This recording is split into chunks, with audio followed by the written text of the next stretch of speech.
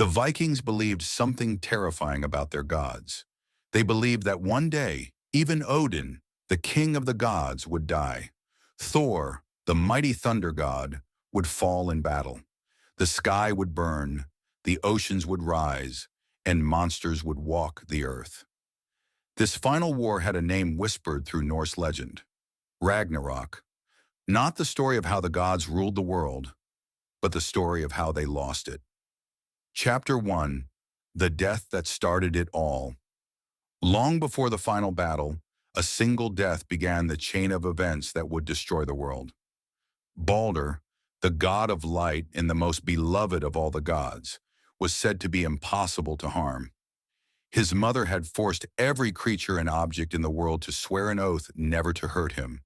Fire could not burn him, steel could not cut him, stone could not crush him. The gods even turned this strange protection into a game, throwing weapons at Baldur for fun as they laughed while everything bounced harmlessly away. But one god was watching carefully. Loki, the trickster, discovered that one tiny plant had never sworn the oath: mistletoe. So Loki crafted a weapon from it and placed it into the hands of Baldur's blind brother, guiding his aim. When the weapon struck Baldur, something impossible happened. The god of light collapsed to the ground, dead, and from that moment, Ragnarok had already begun.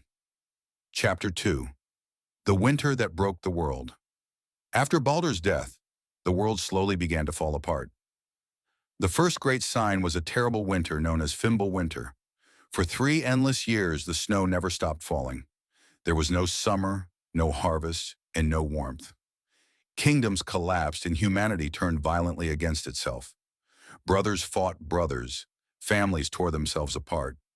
While the world above froze and burned with war, Loki remained imprisoned beneath the earth for his crimes. The gods had chained him in a cave with a serpent hanging above his head, dripping venom onto his face.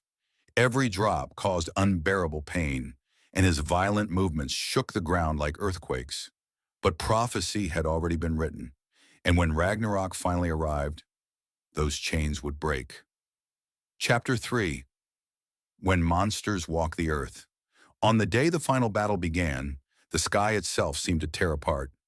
The monstrous wolf Fenrir broke free from the magical chains that had once imprisoned him, growing so enormous that his mouth stretched between the heavens and the earth. From the oceans rose Jörmungandr, the world serpent that had once wrapped itself around the entire planet. Now it released its tail. The seas flooded the land. And from the burning south came Surtur, the fire giant, marching toward the world with a sword brighter than the sun. Behind him followed an army of giants in flame. The age of the gods was ending. Chapter 4: The Final Battle of the Gods. The gods knew this day would come, but they rode into battle anyway. Odin mounted his 8-legged horse Sleipnir and rode to face Fenrir, the wolf destined to kill him. Thor lifted his hammer Mjolnir and marched toward the world serpent. Across the vast battlefield of Vigrid, gods and monsters clashed in a war that shook the heavens. Fenrir swallowed Odin whole, killing the king of the gods. Thor crushed the skull of the world serpent with Mjolnir, but the serpent's poison killed him moments later. Freyr faced the fire giant Surtur and was struck down. One by one, the gods fell.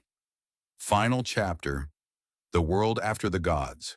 With the gods dead, Surtur raised his flaming sword and set the entire world on fire. Mountains burned, forests vanished, even the oceans boiled. The 9 realms were destroyed. But Ragnarok was never meant to be the end of everything. After the flames faded, the earth slowly rose again from the sea, green and alive. Some gods survived. Baldur returned from the underworld. Thor's sons inherited his hammer. And hidden safely inside the great world tree Yggdrasil, 2 humans survived the destruction. When they stepped out into the new world, humanity began again. Because in Norse mythology, even when gods die, the story of the world continues. That's all for today's video. If you enjoyed this journey with Snapmentary, don't forget to like, subscribe, and hit the bell. I'll be bringing you more fascinating stories and myths in the next video.